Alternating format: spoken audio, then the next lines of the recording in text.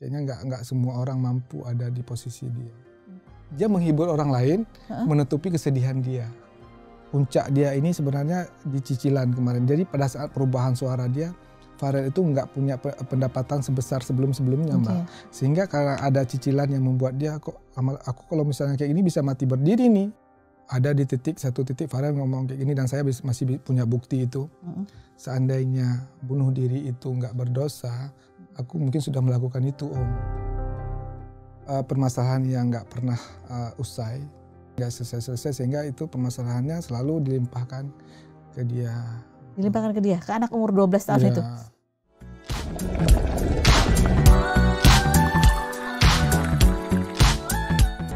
Okay then, let's spill the tea. Spill the tea. Kalau kita sudah berbincang dengan Pharrell Prayoga, sekarang saatnya kita ngobrol sama sosok manajernya, yaitu Mas Rais. Assalamualaikum. Waalaikumsalam. Nah, Mas Rais ini udah sekitar hampir 4 tahun ya. Masuk tahun keempat ya. Masuk tahun keempat kali ini. Dan latar belakang sebelum jadi manajernya Pharrell itu kerja berapa lama di bidang apa, Mas? Aku pernah di personal Telkom Indonesia 5 tahun, pernah di bank 12 tahun, terus hijrah ke Jakarta di dunia entertain kayak sinetron, film segala macam. Oh gitu. Jadi kalau untuk dunia entertain, hiburan juga bukan sesuatu yang asing juga ya. Udah profesional lah dari dulu ada juga ya. Iklan juga. Jadi ya masih dunia entertain. Nah ini kita mau bahas yang paling baru lagi berita dari Pharrell ya. Adalah kemarin Mas Rais memberikan surprise ulang tahun buat Pharrell. Bertemu dengan ibu kandungnya gitu. Ini padahal kan dia udah 14 tahun gak pernah ketemu. Pharrell aja baru tahu fotonya tuh setahun kemarin gitu kan. Ini boleh tahu gak sih ceritanya gimana bisa akhirnya menemukan sosok ibunya di mana sampai mendatangkan dan ketemu tuh? Idenya dari tahun berapa sebenarnya? Jadi dari sebelum aku menjadi manajer Pharrell itu aku udah dapat notif bahwa Pharrell ini belum pernah ketemu sama ibu kandungnya. Nah, jadi dari kecil ya dia asuh sama bapak dan ibu tirinya ya? Jadi aku notifnya dari lingkungan dia lah ya. Nah terakhir setelah aku dekat dengan mereka, timnya mereka, Pharrell itu udah mulai menceritakan. Apa yang diceritain? Kayak aku seperti ini Om, seperti ini kehidupannya. Jadi sering sampai aku akhirnya menjadi manajernya Pharrell, dia semakin terbuka akan hal itu. Setelah aku tahu sepertinya ini anak memang harus dipertemukan. Kenapa? Ya walau bagaimanapun kan sosok seorang anak itu pasti akan mencari ibu ibunya. Kandungnya. Tapi ada dia sebutkan dia pengen ketemu ibunya. Iya, tapi dia nggak ada jalan untuk itu. Nggak menemukan jalan untuk itu ya. Terakhir aku sebenarnya kayak ini loh janji Om Rais 3 tahun yang lalu gitu loh. Nah, aku juga dekat ya sama ayahnya Pharrell ya, Pak Joko itu pernah spill fotonya ke aku. Pharrell belum, bahkan duluan aku lihat foto gitu ya. Kayak ini bro, ayah ibunya Pharrell gitu ya. Aku lihat. Terakhir aku semakin penasaran ya. Penasaran ini sepertinya memang harus mencari tahu dulu, minimal komunikasi dulu lah. Iya. Cari tahunya gimana? Nah akhirnya ayahnya Pharrell itu waktu beberapa bulan, 6-7 bulan yang lalu itu pernah mencoba menghubungi. Dari bapaknya dulu? Dari bapak yang pernah mencoba menghubungi. Terus? Nah akhirnya Pharrell pernah baru sedikit ngobrolnya sama ibunya ini. Pharrell cerita ke aku, Om tadi aku ngomong loh sama ibu gini cerita gitu. Lewat telepon? Nah, tapi masih belum maksudnya belum terlalu banyak, baru sedikit ngobrolan udah langsung putus gitu ya. Akhirnya ya udah biar Om simpan dulu nomornya. Akhirnya aku simpan nomornya, aku ngobrol, aku cari tahu lah, aku coba notif ke WA gitu ya. Akhirnya terhubung. Alhamdulillah akhirnya ada juga orang yang mencari saya. Oh itu komentarnya? Komentar dia pertama. Pastinya banyak sekali pertanyaan-pertanyaan yang di situ mulailah dia menceritakan sedetail-detailnya menceritakan saya. Wow. Nah dari cerita dia itu tanpa sepengetahuan dia saya rekam lah. Biar suatu saat cerita ini biar didengarkan Pharrell bukan melalui mulut saya tapi langsung dari ibunya rekaman. Nah langkah lebih bagusnya nanti setelah dia mendengar, awalnya dia mendengar rekaman lah. Pharrell ini Om Rais pernah udah mulai ngobrol sama ibumu. Dia mendengarkan lah ya. Oke Om. Aku suatu saat mungkin ingin dengar langsung, ya kan. Nah, setelah itu dia mulai komunikasi, ngobrol langsung nih sama ibunya. Nah ibunya mulai menceritakan lah seperti apa hal yang terjadi di masa lalu itu. Jadi selama ini kan baru mendengar dari sebelah pihak. Jadi tanpa harus menghakimi pihak yang kedua. Biar dia juga ikut mendengarkan seperti apa sih. Biar dia Farel ini nggak membenci ibu kandungnya gitu loh. Sekarang kan setelah ketemu itu dia jadi legowo kan. Jadi lebih bisa menerima. Dan ibunya juga tidak bermaksud ingin mengambil dia kembali. Nggak maksud juga menguras harta Farel. Cuman kayak aku itu hidupnya menderita. Dia ngomongnya. Cuma buruh cuci, tapi aku sedang menikmati penderitaan aku, mudah-mudahan menjadi penggugur dosaku di masa lalu. Wow, saya pikir ya, ini masih jarang sekali ada orang yang masih berpikir seperti itu. Dan bahkan kan Farel cerita bahwa mau dibeliin ini, mau dikasih hadiah ini, nggak mau sama sekali. Nggak mau, saya udah menawarkan beberapa kali, enggak ini enggak dari Farel, dari saya. Enggak Pak, saya enggak mau, saya cuman kayak jadi buruh cuci dengan gaji 700.000 yang dia bisa bertahan hidup. Dan dia berharap penderitaan yang dia alami selama ini menjadi penggugur dosa dia di masa lalu. Itu ya omongannya. Saya pikir dia sangat harus berbangga dan bersyukur telah dilahirkan dari rahim seorang muslim yang baik. Saya pikir walaupun ya namanya manusia ya, seperti apa masa lalu yang dia pernah. Ya, namanya manusia pasti mengalami proses-proses gitu dalam kehidupan inilah ya. Gitu ya. Intinya Farel juga memang merasa asing gitu ya. Ketika ibunya, Le, kamu nggak tidur sama ibu toh gitu. Farel, enggak Bu, dengan logat bahasa Jawa dia gitu ya. Enggak Bu, aku tak tidur sama Egi gitu ya. Oh ya udah, tapi Farelnya ngecek ibunya AC-nya mau dimatiin kah? Pokoknya dia selalu ngecek kayak was-was ya. Mungkin ibunya nggak mau terlalu dingin segala macam. Pokoknya aku melihat peristiwa dari awal muncul aja aku tuh merinding banget sih. Aku gemetar gitu ya, karena aku melihat satu peristiwa yang ini 14 tahun. Bayangin setelah dilahirkan gitu ya. Farel ibu gitu, dia nggak nangis tapi dia shock, kayak mata dia nggak nangis tapi ibunya nangis banget.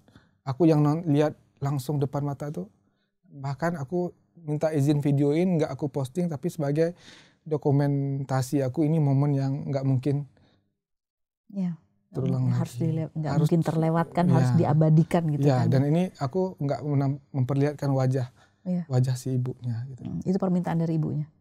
Iya, ibunya nggak mau muncul karena ya pengen ya kamu tetap, ibu cuma pengen lihat kamu bahagia gitu, nggak pengen muncul juga. Ibu akui kesalahan ibu di masa lalu, dia ngomong gitu. Gimana proses membujuk ibunya untuk mau datang ketemu? Apakah memang ibunya yang pengen juga gitu atau? Ya, berat banget itu. Berat banget. Jadi dia itu kan udah punya kehidupan lah ya, punya suami, punya anak gitu ya. Aku bingung ya, aku kira-kira harus seperti apa. Minimal aku harus pertemukan mereka dalam seumur hidup tuh sekali nggak apa-apa gitu. Setidaknya umur ini kita nggak ada yang tahu. Kalau terjadi sesuatu pada mereka tidak ada penyesalan. Aku berpikir keras banget di situ. Terus tiba-tiba aku bilang, Mbak, gimana kalau misalnya Mbak ke Jakarta aja? Soalnya Farel lagi sibuk sekolah juga. Tidak mungkin, anakku ini banyak alasan. Dia ada di Banyuwangi? Oke. Banyuwangi. Oke. Aku cari cara lagi. Atau sebentar aja terus balik lagi gitu ya. Tidak bisa juga. Terus saya bilang, ya udah. Selama ini Mbak nggak melakukan apapun untuk Farel. Aku minta sekali ini bisa nggak? Sampai aku tegasin gitu ya. Bisa nggak sekali ini aja Mbak melakukan ini untuk Farel, untuk anakmu yang udah kamu yang udah dilahirkan gitu loh. Terus dia berpikir, oh ya udah, hari Kamis ya gitu ya. Oke, aku cek tiket hari Kamis nggak ada, kan penerbangan Banyuwangi itu kan pesawatnya terbatas. Wah nggak ada nih apa? Oh nggak, kalau besok nggak bisa. Ya udah hari ini ya. Aku beli tiket pesawat itu dengan harga yang ya last minute lah, tahu sendiri lah harga tiket pesawat. Lebih mahal. Cukup mahal ya. Aku bilang nggak apa-apa. Aku langsung beli dan terbang dengan satu baju, nggak bawa apa-apa, nggak pegang uang juga. Bayangin, ya. Pegang. Jadi benar-benar orang yang ya udah kayak mau pergi ke pasar aja. Dan dia ternyata aku urus lah sampai dia masuk dalam pesawat. Aku tungguin di bandara. Terus aku bilang ke ponaanku, si Farel nanti kalau pulang sekolah kabarin ya gitu. Jadi pulangnya itu aku tahu kan jam pulang Farel kan jam 3-an gitu ya. Nah dekat-dekatan pas Farel masuk duluan, aku tiba gitu. Aku ngeliat Farel masuk ke rumah, terus pas aku berhentiin mobil di depan, aku turunin. Farel tuh lagi masih pakai baju seragam sekolah, masih pakai peci dia kan, baru selesai sholat. Terus pas buka pintu, dia keluar, ibu misalnya gitu kan, ibunya langsung lari kayak mereka berpelukan, lama banget pelukannya itu. Ibunya mengelus wajahnya Farel. Ya benar-benar chemistry seorang ibu dan anak gimana sih? Farel sampai mengelus-ngelus bahu ibunya ya. Saya lihatnya nangis banget, sedih banget. Dan wajahnya itu mirip banget ya. Mirip banget. Mirip banget. Dia nggak punya bukti apa-apa tentang Farel, tapi Allah kasih wajah yang mirip banget. Mata, hidung, mulut, cara jalan sama. Sampai tangannya dia sama tangan Farel itu, coba tangan Farel lentiknya itu kayak itu tangan ibunya. Tangan ibunya sampai sedetail itu. Aku ngelihatnya, Masya Allah ya, kuasa Allah ya. Kalau seandainya nggak mirip kan sulit untuk dia menyatakan akulah ibunya Farel, kan nggak ada bukti apa-apa gitu loh. Tapi biar bagaimanapun udah mirip, tapi ya karena sudah lama nggak bertemu, tadi Farel sempat mengatakan dia ngerasa masih asing. Masih asing, tapi dia harus meyakinkan diri bahwa itulah ibunya. Walau bagaimanapun ya itu ibunya dia. Tapi Mas Rais melihat bahwa pada saat itu Farel begitu perhatian ya, walaupun baru pertama kali itu ketemu gitu, perhatian banget sama ibunya. Itu ketika malam ya. Ketika malam kan Rel kita bawa makanlah di komplek kota wisata itu kan ada mall ya. Tempat makan malam di luar ya. Oh iya. Terus di mall itu aku di depan jalan. Terus ponakanku belakang. Mereka itu mesra banget kayak gandengan tangan. Ya kayak spontan aja gitu, gandengan tangan terus diabadiin sama ponakan saya dari belakang dan aku di depan. Ya, itu kayak aku melihatnya, ya Allah ya, 14 tahun. Dulu dia berjuang untuk janin dia selamat ya, maksudnya janinnya sehat sampai dia dilahirkan gitu ya. Karena aku ngomong ke Farel, walau bagaimanapun mantan ibu kandung itu nggak ada. Ibu kandung tetaplah ibu kandung yang melahirkan. Gila. Ini ada sesudah pertemuan ini bisa ketemu lagi atau ini akan menjadi ya sejauh ini hanya sekali aja gitu? Nggak ngomong sekali aja sih, tapi kayak ibunya itu kayak yang penting dia udah memaafkan. Yang penting Farel sudah memaafkan ibunya. Jadi kayak dia nggak mau juga mengganggu kehidupan Farel gitu. Oh gitu. Padahal Farelnya ya fine-fine aja sih sebenarnya gitu. Ingin diajak main Tamiya katanya. Ya cuman kan dia yang namanya ibunya dia kan pengen juga kan ngebahagiain ibunya, jalan bareng ibunya ya. Kemarin itu kan singkat banget, dia 1 hari dan harus kembali lagi. Karena anak-anaknya nyariin kan. Itu momen yang spesial banget ya. Ya, bahkan aku berkali-kali minta tolong sehari ini tolong ya ibu Mbak itu ya punya Farel gitu loh. Sampai gitu keras usahanya Mas Rais ya. Apa sih momen apa yang Mas Rais lihat bahwa ini kayaknya nih anak butuh banget ketemu ibu kandungnya? Aku yang pertama Farel ini kan baiknya luar biasa ya, tulusnya luar biasa, sehingga ini anak sebenarnya hatinya itu baik banget, tapi catatan perjalanan hidupnya itu terlalu berliku gitu loh Mbak. Aku ketika tahu cerita dia yang sebenarnya itu hancur banget sih Mbak. Cerita yang mana? Ya cerita yang masalah yang waktu dia speak up di podcast itu kan tentang pernah disiksa gitu-gitu kan. Itu aku sakit banget gitu dengarnya gitu. Anak sebaik ini. Itu yang membuat Mas Rais terdorong banget untuk benar kalau bisa ketemu sama ibu kandungnya. Ya, aku kenapa masih bertahan di lingkungan. masih bertahan. Ya mungkin salah satunya kasihan banget sama dia. Kadang aku bukan dari segi bisnis ya, lebih ke segi tahunya perjalanan hidupnya Farel itu yang bikin aku. Pertama kali ketemu Farel tuh di mana sih Mas Rais? Di Sarinah waktu itu anakku suka, ya hampir semua anak suka ya sama Farel pada waktu itu. Anakku perempuan dua-dua, sekarang satu umur 8, satu umur 6 tahun. Jadi suka wongkoknya nih gitu. Sementara aku di dunia entertain ya, aku di Jakarta, aku pas ada momen ya udah Fania itu ngasih bunga ke Farel, direkamin sama Pak Erick Thohir waktu itu acara Pak Erick Thohir, sehingga di momen itu aku juga ngasih hadiah buat Farel sepatu Jordan gitu ya. Ternyata dia suka banget sama sepatu Jordan itu gitu loh. Dan ketika di pendampingnya ngomong, Mas Rais ini sepatunya kekecilan gitu. Sebenarnya Farelnya suka banget. Ya udah aku tak tukarin gitu ya. Dan di situ aku mulai dekat sama timnya mereka gitu ya. Ya bicara, karena aku udah duluan di Jakarta gitu ya, bicara tentang dunia seputaran dunia entertain. Akhirnya lama-kelamaan ya sempat permasalahan dengan manajer yang kedua itu. Akhirnya Farel dan keluarga ya, Farel dan ayahnya mempercayakan aku aja yang manajeri. Akhirnya aku bikin perusahaan manajemen, Mbak. Aku punya manajemen sendiri sekarang, punya PT sendiri yang ngontrak Farel. Sebenarnya sebagai pemilik manajemen aku bisa aja menunjukkan manajer lain untuk ngurus. Aku bisa ngurus kerjaan lain, tapi anak ini nggak gampang juga dekat sama orang. Dan anak ini memang aku udah tahu harus diurusnya apa aja. Ketika apa sakit apa segala macam aku udah tahu kan gitu loh. Ini sebenarnya kayaknya Mas Rais ini lebih dari sekedar manajer kok. Tadi itu Farel bilang, ini kayaknya kan banyak ngurusin hal-hal sebenarnya nggak diurusin manajer. Urusan apa aja Mas Rais ikutan ngurus? Sekolah, daftarin sekolah. Iya, ngambil rapot, ngambil. Semua sih, karena menurut aku ya, yang pertama yang paling penting itu tentang pendidikan. Sehebat-hebatnya dia menjadi seorang penyanyi, tanpa pendidikan yang balance ya, pendidikan yang bagus, itu dia akan kecewa nanti. Ketika dia punya pendidikan yang bagus, dia lebih pinter menghadapi masa depannya nanti gitu loh.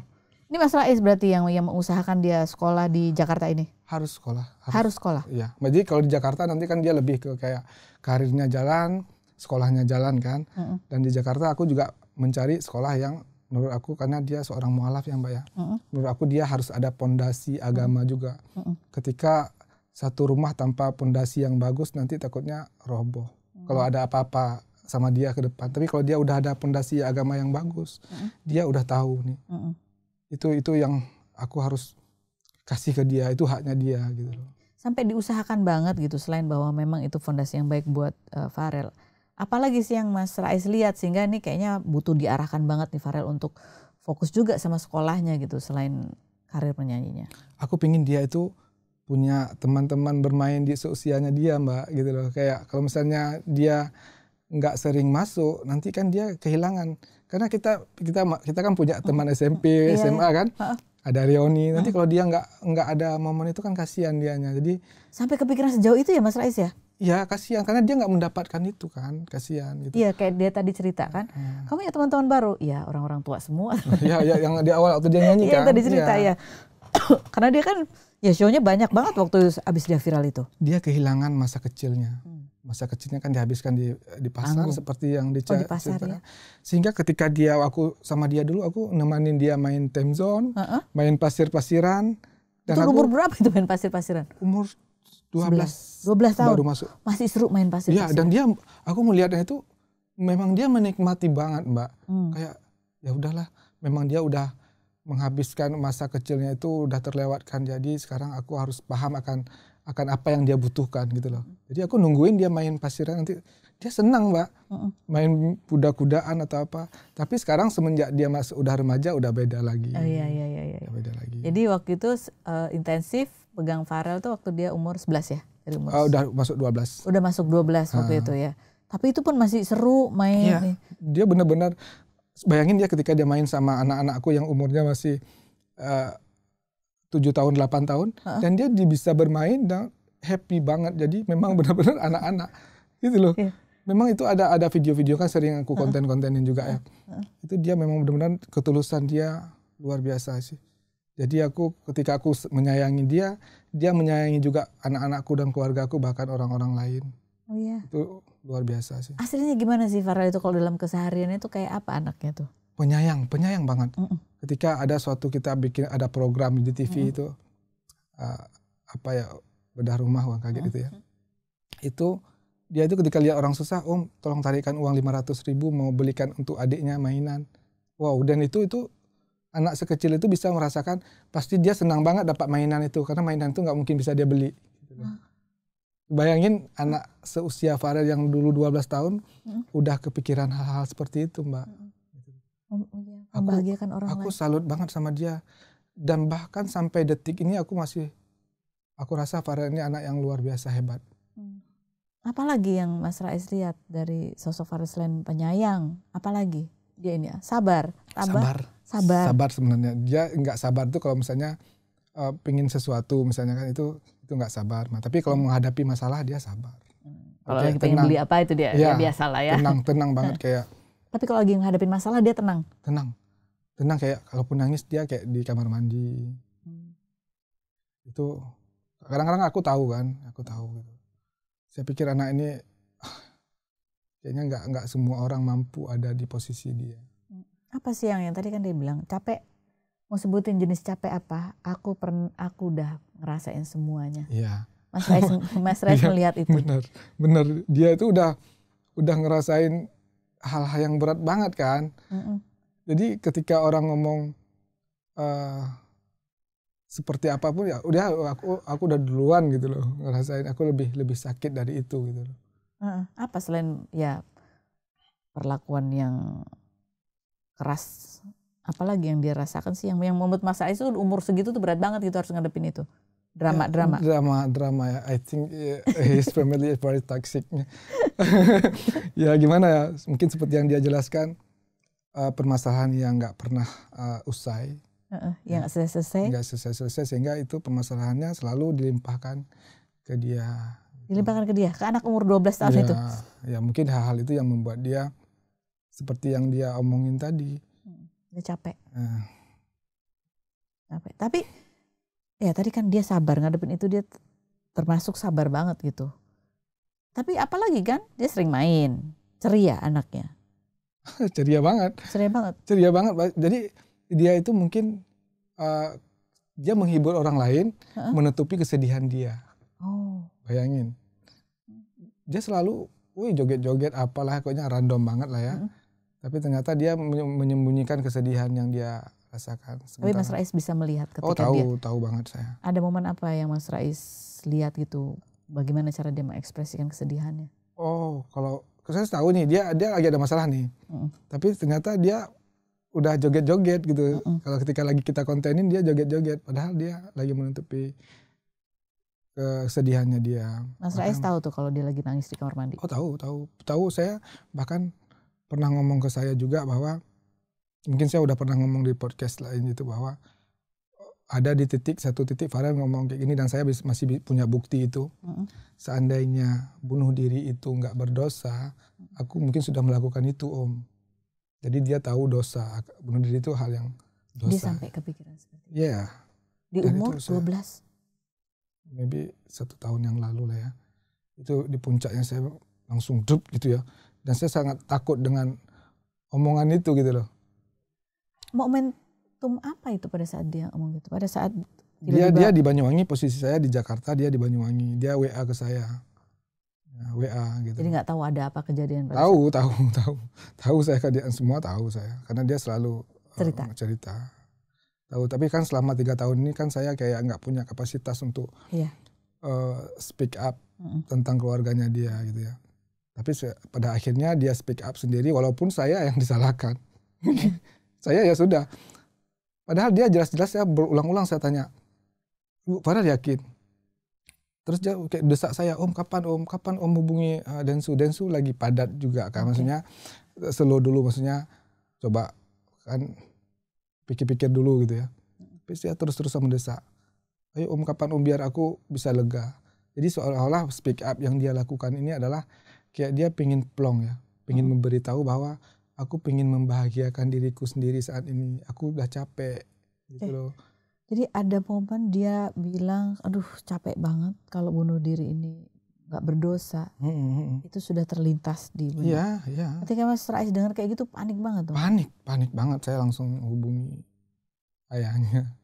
Dan saya pikir ini suatu hal yang walaupun baru omongan ya, nggak menuntut kemungkinan itu akan terjadi. Dan saya takut banget gitu loh. Saya terus berusaha menenangkan dia. Ya seolah-olah kamu nggak sendiri. Istilahnya semua permasalahan itu bisa diselesaikan kok. Ketika akhirnya Mas Rais ketemu nih sama Farel. Ya. Kayak apa kondisinya? Ya dia karena Mas cerita aku kok kayak rasanya nggak adil. Tuhan kok kayak rasanya nggak adil ya. Dia ngomong gitu ya. Saya bilang nggak boleh kita ngomong gitu. Soalnya kita menghakimi diri kan, menyalahkan Tuhan. Enggak, justru Allah itu lebih tahu apa yang kamu butuhkan.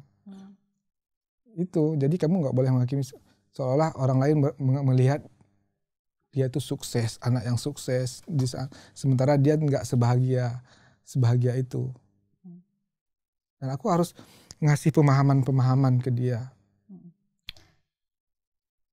Lagi menghadapi masalah apa Farel ketika lagi ngomong itu, apa masalah keuangan atau masalah drama keluarga? Family. itu yang paling berat yang dia harus hadapi itu. Iya, karena memang itu aja permasalahan hidupnya kan nggak di situ aja. Di situ aja. Nggak permasalahan percintaan, dia kan masih anak-anak. Iya sih. Dan dia cerita, apakah dia tadi sempat cerita bahwa ada masa di mana dia ngerasa sendiri gitu, ngerasa takut. Ya dulu ya. Dulu sebelum dia menceritakan hal itu ke saya. Tapi setelah saya tahu ya saya juga nggak bisa, kalau dia nangis ya saya juga ikut nangis bareng dia. Mau ngapain saya? Gitu loh, kadang saya harus menguatkan. Kadang satu hal mungkin buat keluarga Farel, buat Pak Joko ayahnya Farel itu. Kadang kita harus memahami apa yang dibutuhkan. Jangan melihat dari segi luar ketika dia joget-joget, ketawa-ketawa dia baik-baik aja belum tentu. Tadi Farel sempat bilang bahwa, karena aku tanya, apa ya salah satu yang mendorong kamu akhirnya kamu mau speak up gitu. Walaupun rasa capek itu udah kamu rasakan, sudah pernah kamu lontarkan sebelum-sebelumnya, tapi ini kan beda ketika dia akhirnya mengumumkan secara terbuka dan tegas mengambil keputusan. Dia bilang salah satu alasannya adalah dia nggak pengen membebani Mas Rais gitu, karena dia lihat Mas Rais ini mengerjakan banyak pekerjaan di luar job desk sebagai manajer. Emang ngerjain apa aja Mas Rais? Ya aku sebenarnya kan udah tahu cerita ini ya, tapi aku nggak punya cara bagaimana harus menolong anak ini, karena permasalahan dia bukan dengan orang lain. Kalau permasalahan dia dengan Mbak Feni mungkin aku bisa nolong. Aku akan ambil lawyer seberapa hits pun. Tapi ini permasalahan dia dengan keluarganya sendiri, Mbak. Apa yang harus aku lakukan? Jadi menolongnya dengan cara? Ya kadang-kadang aku kayak menyemangati dia, ya. Tapi memang nggak bisa diselesaikan. Selain menyemangati ngapain aku lagi? Sempat ngobrol juga, maksudnya kayak karena dia kan puncak dia ini sebenarnya di cicilan kemarin. Jadi pada saat perubahan suara dia, Farel itu nggak punya pendapatan sebesar sebelum-sebelumnya, Mbak. Sehingga karena ada cicilan yang membuat dia kok aku kalau misalnya kayak gini bisa mati berdiri nih, omongan dia gitu loh. Mati berdiri loh, Mbak. Iya. Mati berdiri itu berarti kan kita nggak sanggup gitu ya. Iya. Akhirnya dia mencoba minta pertolongan nggak ada, maksudnya akhirnya aku yang menalangi 2-3 bulan cicilan Farel yang jumlahnya ya kurang lebih hampir 16-20 jutaan untuk sebulan. Sebulan. Beli apa aja? Ya dia punya cicilan mobil yang kemarin tuh sempat dinotis mobilnya dijual, karena aku rasa ya udah kasihan anak ini biar tidur nyenyak, ngapain anak sekecil ini cicilan mobil yang dia juga nggak pakai gitu kan? Iya, rumah yang sebenarnya dia udah pernah beli satu rumah, tapi rumah yang kedua dibeli ini ya mungkin bukan keinginan juga, mungkin kita nggak tahu ya. Ya saya masih mencoba menolong sih, Mbak. Istilahnya dia tetap harus sekolah. Itu yang paling penting bagi aku. Jadi selalu menyemangati setiap kali ada masalah, gimana cara mau nanganinnya juga bingung ya, karena itu kan bagian dari diri dan kehidupannya. Jadi yang membuat dia frustasi adalah ketika suaranya mulai berubah, tawaran pekerjaan tidak seramai dulu gitu ya. Tapi cicilannya besar. Iya, karena dia udah terbiasa, pengeluaran keluarga mungkin udah mulai besar ya, karena kan mereka punya pengeluaran yang lumayan gitu mungkin ya. Nah, akhirnya ketika mereka tidak menyadari bahwa Farel ini udah nggak setenar dulu nih, nggak sehits dulu nih jobnya gitu ya. Sementara duit udah habis. Sementara duit ya banyak yang udah dibuat usaha-usaha, tapi kalau misalnya usaha jalan otomatis pendapatannya ada, tapi kalau usahanya nggak jalan kan nggak. Pernah bikin usaha apa aja? Banyak, ada hampir 10 usaha. Siapa yang ngerjain? Dia di sana. Banyak lah. Tapi fans-fansnya Farel itu follow itu pada ngikutin. Jadi Farel itu hampir setiap hari itu dikontenin ada 10 apa lebih YPS YouTuber yang sering aktivitas Farel, video aktivitas Farel gitu. Jadi fansnya itu tahu perkembangan Farel. Jadi Farel itu secara tidak langsung tumbuh, mereka ikut membesarkan Farel secara kota gitu. Istilahnya melihat aktivitas Farel. Oh, oke. Ya. Gitu. Terus pada saat kejadian yang dia lihat rekeningnya ternyata tinggal 50.000. Oh, itu saya yang fotoin. Saya ada di belakang dia. Itu sesudah dia bilang dia bisa mati berdiri atau sebelumnya? Itu sebelumnya sih 2 tahun yang lalu ya. Oh, jadi kita biasanya kan lagi. narik uang saya. Jadi kan ini kan job, dia kan lagi banyak uang lah ya. Oke.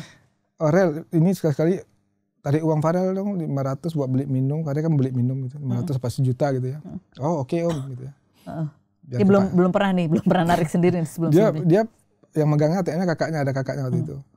Terus pasnya tarik nih, lepas. Nggak bisa. Saldo tidak mencukupi. Apa jaringan ya? Maksudnya aku kayak gitu.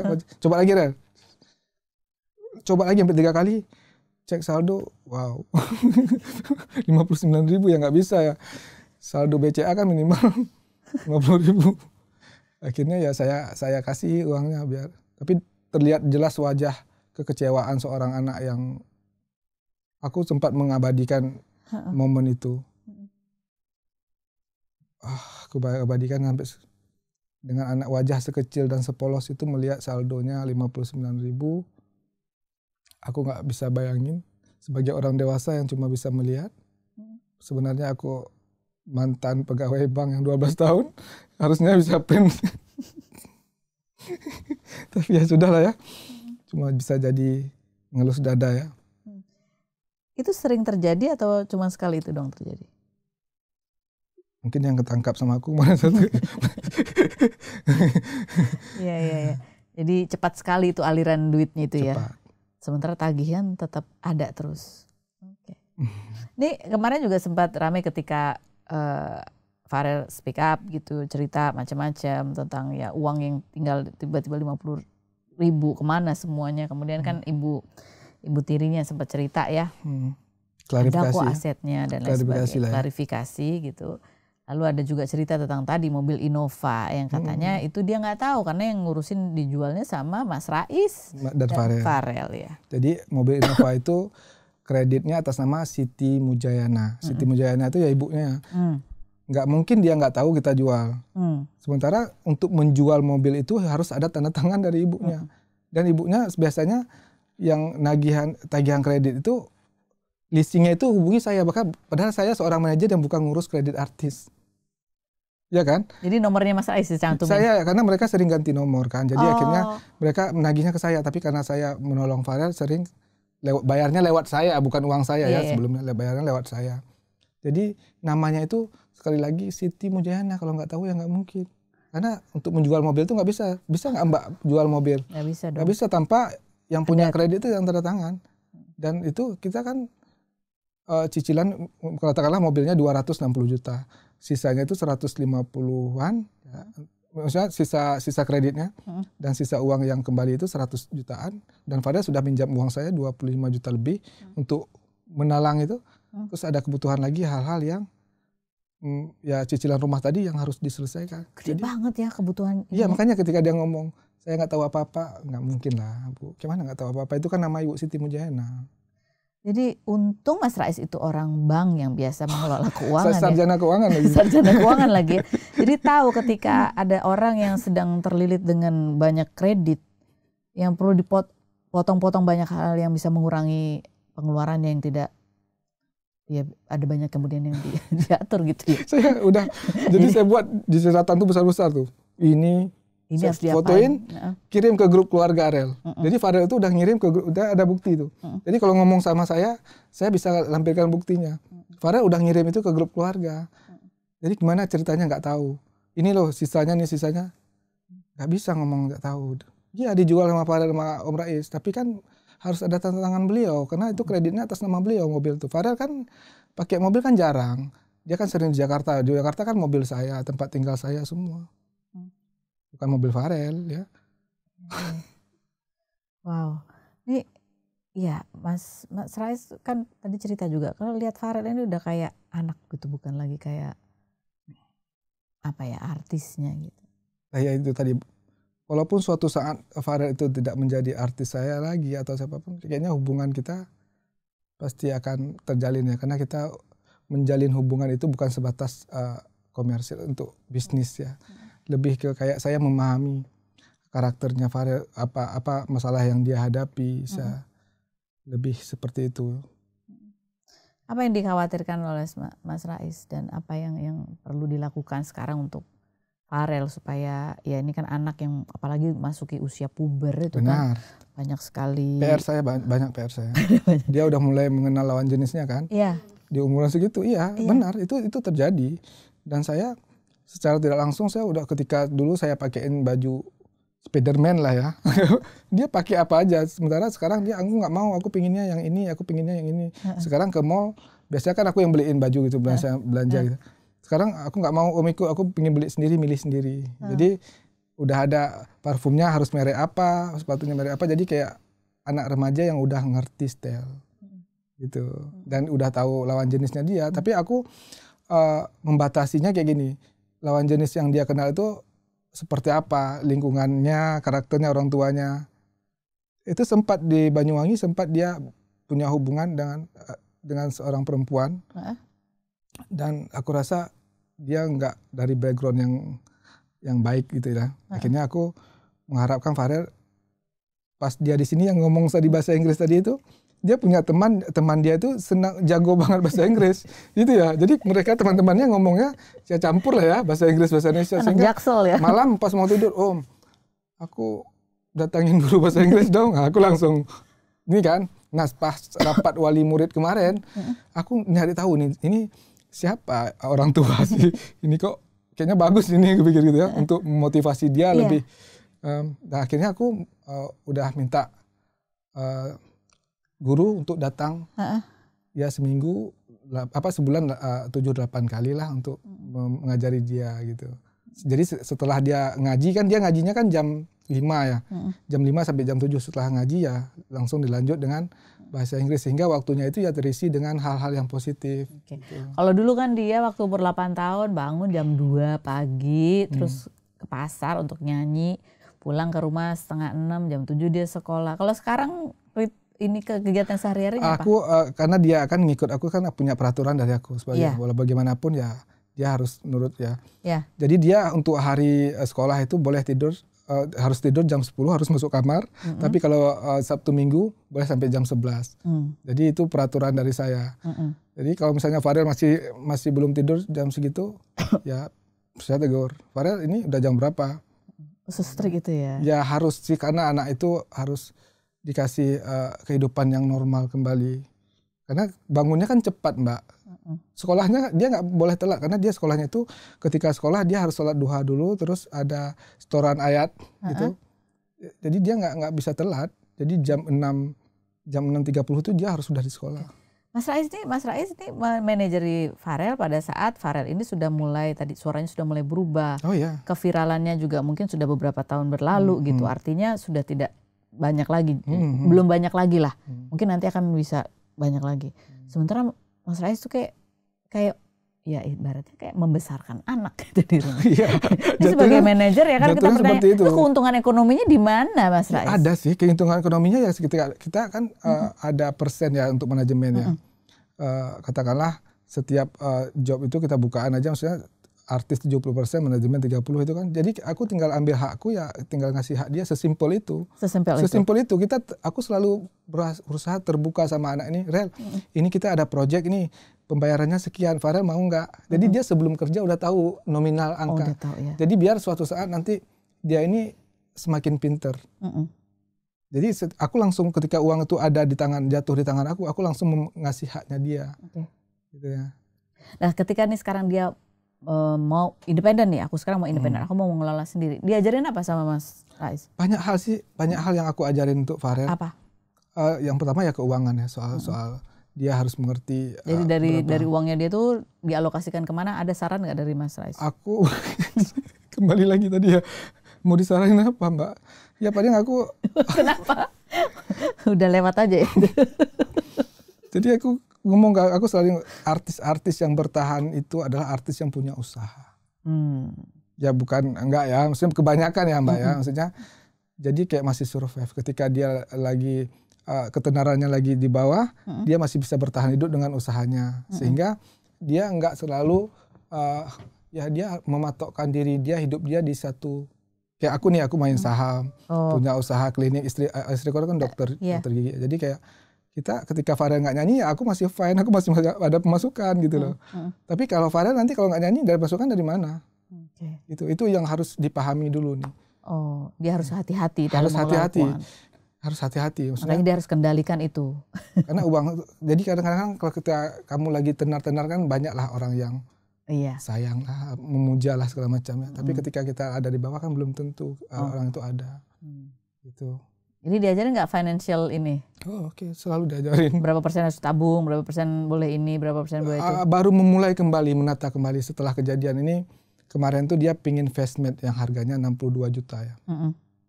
Sebenarnya ada konten kreator yang mau nyoba, aku dong ulang tahun Farel mau tak kasih Fastmate buat dia, kita kontenin. Ternyata seorang Farel nggak mau, aku lebih bagus beli sendiri daripada yang dikasih. Wow. Jadi nggak benar-benar nggak mau. Kenapa? Dia menganggap kayak lebih seru tuh beli sendiri gitu loh. Oh, dia ingin merasakan hasil kerja kerasnya dia. Ya kayak lebih seru aja naiknya ketika itu barang yang aku suka tapi aku belinya dengan keringatku sendiri. Oh, okay. Aku sebagai orang dewasa, loh kan cuma nanti dapat konten doang, kamu dapat enggak om? Aku kayak lebih ini aja naiknya nanti. Dan aku kumpulin uang itu akhirnya kebeli Mbak. Oh, itu yang nikmatnya buat dia. Iya, paling aku nambahin sedikit lah ya, nambahin gitu. Jadi dia tuh mungkin kenikmatan buat dia itu adalah ketika dia mau sesuatu dia usaha sampai akhirnya bisa dapetin itu. Iya, ketika dia misalnya banyak fans dia yang banyak lah, Farel pingin apa, dia nggak pernah menyebutkan aku pingin ini. Nggak mau dia, maksudnya ya kalau dikasih ambil, kalau nggak dikasih dia nggak pernah minta gitu, memanfaatkan situasi itu. Bahkan ketika kita lagi show di Kalimantan, Gubernur Kalimantan menawarkan mau nggak iPhone terbaru gitu ya. Udah, aku udah punya. Gila nggak? Maksudnya anak sekecil itu punya prinsip yang benar-benar menjaga masih punya harga diri gitu loh. Walaupun kadang-kadang orang ikhlas ngasihnya. Fansnya Farel tuh saya salut banget ya, luar biasa. Ada Valov, Mama Valov nama fansnya itu sangat sayang sama Farel. Sayang banget. Bahkan ketika Farel itu terluka kayaknya mereka lebih sakit. Segitu sayangnya para fans itu terhadap Farel. Tapi Mas Rais juga Masya Allah loh, tadi di Farel sampai cerita. Iya, aku bangun pagi tiba-tiba aku udah dimasakin sarapan ya. Manajemenku masak sendiri sarapan, terus aku tinggal bawa tas aja gitu berangkat. Dan itu tuh buat seorang Farel itu sebuah apa ya, sesuatu yang buat dia. Sebenarnya aku nggak bisa melakukan itu. Sebenarnya yang bisa masak itu Farel. Jadi aku sering diajarin masak itu sama Farel. Farel itu bisa semua. Tapi aku kayak dia itu semenjak di Jakarta itu kan udah kenal steak, udah kenal udah makanan favoritnya udah bukan ayam geprek, maksudnya udah bukan pecel lele gitu ya, maksudnya udah salmon. Jadi ya itu aku kayak berusaha ya udahlah biar dia semangat sekolahnya, aku tak bikin steak, walaupun steak yang aku bikin bisa dilempar balik lagi gitu. Maksudnya keras gitu ya Mbak ya. Tapi buat dia berkesan sekali. Maksudnya ketawa, kita akhirnya ini apaan om, kata dia gitu. Maksudnya yalah om kan lagi belajar gitu, maksudnya kan mau gimana gitu ya. Kita punya mbak, tapi mbaknya tuh kayak lebih ke bersih-bersih, ganti spray segala macam. Cuma kalau masak kita kayak random aja, karena Farel anaknya ya kadang-kadang pingin itu nggak jelas ya, pingin udang, kadang apa gitu. Jadi ya udah kita gitu aja, sesuai keinginan aja makannya. Aku berusaha kayak misalnya, om aku cumi ya. Nah, kadang-kadang kalau misalnya nggak masak, minta dipesanin hot band segala macam, aku ngantarin. Jadi dia itu ya kayak teman-teman dia yang lain, ngantar naik mobil, sehingga dia nggak merasa minder juga dengan lingkungan dia yang sekolahnya yang agak lumayan ini gitu. Jadi untuk kedepannya buat Mas Rais sendiri membayangkan apa yang baiknya dijalani oleh Farel dengan kondisi dia, baik dengan talentanya maupun dengan kondisi ya keluarganya itu kan memang bagian dari hidupnya dia juga. Iya, gitu bagian dari hidupnya dia. Apa yang dipesankan betul sama Farel? Sama Farel. Aku memesanin ke Farel, sekarang udah saatnya kayak dia menjemput kebahagiaannya sih, lebih ke itu, karena selama ini dia tidak membahagiakan dirinya. Jadi coba dulu kamu bahagiakan dirimu seperti apa? Dengan cara? Ya dengan cara seperti hal-hal yang dia ceritakan, membeli sesuatu benda yang hasil keringat dia beli sendiri. Selama ini kan nggak pernah beli apa-apa untuk diri dia sendiri. Oh gitu? Iya, dia nggak pernah beli apa-apa untuk diri. Jadi kalau dikasih nampak motor Scoopy ya motor bekas Scoopy itu juga dibelinya untuk ibunya. Kalau yang dua lagi itu motor-motor bekas yang modis harga-harga 6 juta Mbak. 6 juta mungkin uang saweran padahal juga udah bisa kebeli gitu. Yang lain-lainnya nggak tahu dia. Ya. Jawabnya ya. Aku gimana ya Mbak ya, aku bingung juga sekarang kondisinya Farel ini, aku harus menjaga mentalnya dia. Maka ketika kemarin tuh dapat rapat wali murid, rapat kurikulum, aku kayak coba aku bersyukur banget sama orang tua murid yang yang menerima Farel. Mereka cepat akrab. Ya teman-teman anak-anak mereka cepat akrab sama Farel. Aku berterima kasih banget. Sehingga Farel senyaman itu, dia semangat sekolahnya. Gitu, bangunin pagi-paginya semangat, sekolahnya semangat. Aku ngantar, ya udah, aku melihat dia keceriaan, menemukan keceriaan di sekolah barunya. Gitu. Ini lebih dari sekedar manajer emang betul ya.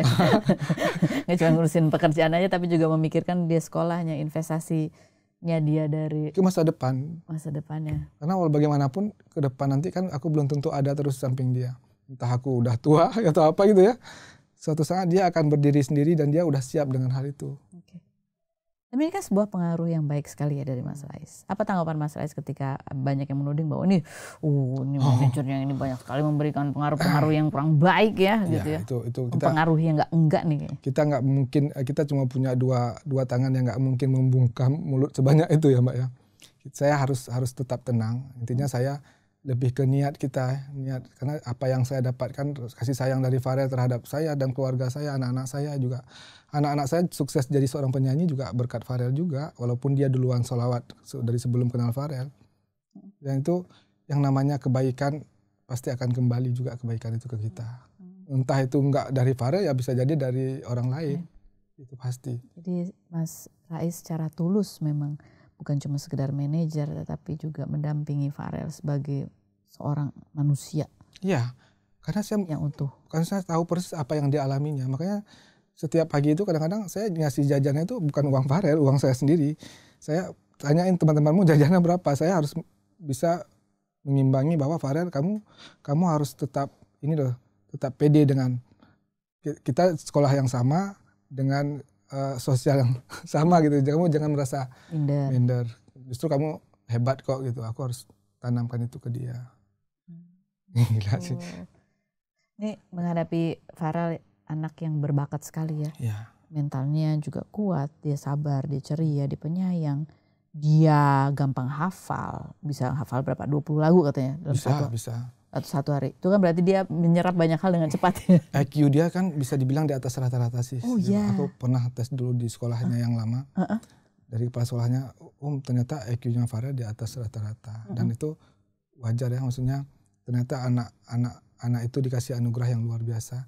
Bahkan ketika aku produksi lagu sholawat nih, Farel ini kan basicnya bukan muslim dari awal. Sehingga aku nggak minta dia, Rel kamu hafal ini enggak. Kayaknya aku sering hidupin, di mobil aku hidupin, sehingga terserap ke dan itu dia langsung. Nah, pas take vokal dia udah hafal. Itu hebatnya seorang Farel Prayoga. Aku sampai detik ini sangat bangga, walaupun aku bukan siapa-siapanya, ya bukan orang tuanya, aku sangat bangga dengan anak itu. Jadi pesannya kepada dia adalah bahagiakan dirinya sendiri dulu. Ya, aku ketika dia bahagia, aku juga pasti akan sangat lega ya. Lega istilahnya dengan apa yang dia alami, dia lika-liku itu ya. Itu kasihan banget anaknya. Mas Rais kan padahal bukan siapa-siapanya. Kenapa itu mempengaruhi sekali? Jangankan saya, mungkin kalau Mbak tahu seperti apa karakter seorang Farel Prayoga, juga akan melakukan hal yang sama. Karena dia penyayang. Penyayang, baik. Baiknya itu hatinya itu baik banget. Gitu. Masya Allah. Mas Rais terima kasih banyak untuk sharingnya hari ini. Ini kita sama-sama. Hari ini belajar banyak tentang ketulusan ya. Iya, di sini ketulusan. Benar. Ketulusan bahwa ya berbuat baik kita memang gak mengharap balasan dari orang yang secara langsung mungkin kita tunjukkan ketulusan dan kebaikannya. Benar. Tapi Allah akan pertemukan kita dengan orang-orang baik lainnya. Gitu ya. Allah akan salurkan itu melalui orang-orang lain, nikmat lain gitu. Pada saat Farel sedang sedih, ada Mas Rais. Pada saat Mas Rais mungkin juga kehadiran Farel ini juga pengisi kehidupannya Mas Rais juga. Benar. Itu saya rasakan banget. Bahkan ketika jauh dari anak ini juga kadang-kadang saya kayak sepi juga ya, maksudnya keberkahan dari anak ini juga kadang-kadang Falov itu ngasih sesuatu itu bukan untuk Farel aja, bahkan untuk anak-anak saya juga. Itu kan salah satu berkah dari itu ya, dari dia gitu loh. Jadi sangat wajar kalau aku memperlakukan dia cukup baik. Memanusiakan manusia yang luar biasa. Masya Allah, Mas Rais. Aku sedih banget kalau ingat semua tentang dia gitu. Sedih banget. Banget sih Mbak. mudah-mudahan ya semuanya cepat berlalu ya. Apa yang paling membuat Mas Rais sedih? Ya hal yang dia hadapi itu nggak sepatutnya dialami anak seusia dia.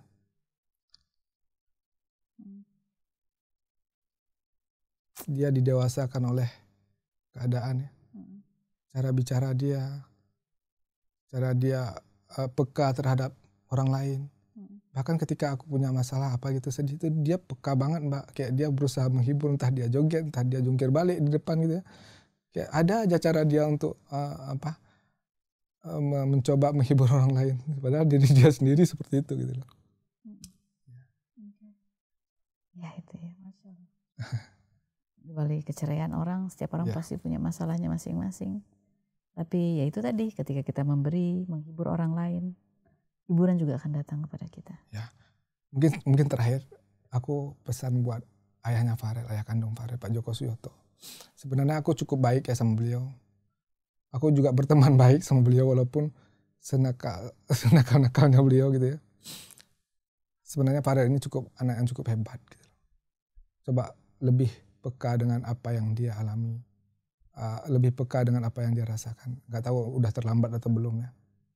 Tapi pada intinya kita harus tahu juga apa yang dia inginkan. Gak semua hal yang kita inginkan dengan harapan itu hal yang sama yang diinginkan dia. Gitu. Yang jelas anak umur 14, 12, 8 tahun itu adalah anak-anak. Anak-anak yang harus mendapatkan haknya anak-anak. Terima kasih Pak Joko, maksudnya Pak Joko juga udah luar biasa kan, udah mendidik dengan versi Pak Joko. Iya. Iya cuma gitu, iya, no comment. Speechless ya. Oke. Mas Rais terima kasih sekali lagi. Terima kasih juga buat Mbak Penny yang udah meluangkan waktu ya untuk mendengarkan kita. Karena sejauh ini kan kadang saya belum pernah sih speak up sampai selepas ini menuangkan. Selama ini saya punya, kalau misalnya kita di program TV kan 30 pendek banget. Jadi kalau ini kan saya lebih bisa mengeluarkan. Walaupun berbagi lah ya. Berbagi. Walaupun ya ada hal-hal yang disensor juga tetap. Ada yang disensor. Karena kan ya mana-mana yang bermanfaat yang akan kita bagikan gitu. Intinya bahwa ya itu tadi ya, kebaikan akan kembali kepada kita, walaupun mungkin bukan dari orang yang kita berikan kebaikan itu secara langsung. Benar. Dan ya Allah pasti kirimkan orang-orang baik untuk mendampingi perjalanan kehidupan kita. Pasti. Marilah kita fokus pada hal yang baik. Gitu. Jangan berhenti jadi orang baik. Jangan berhenti jadi orang baik. Terima kasih Mas Rais. Terima kasih juga buat Anda semua. Silakan diminum. Ya. Spill the tea.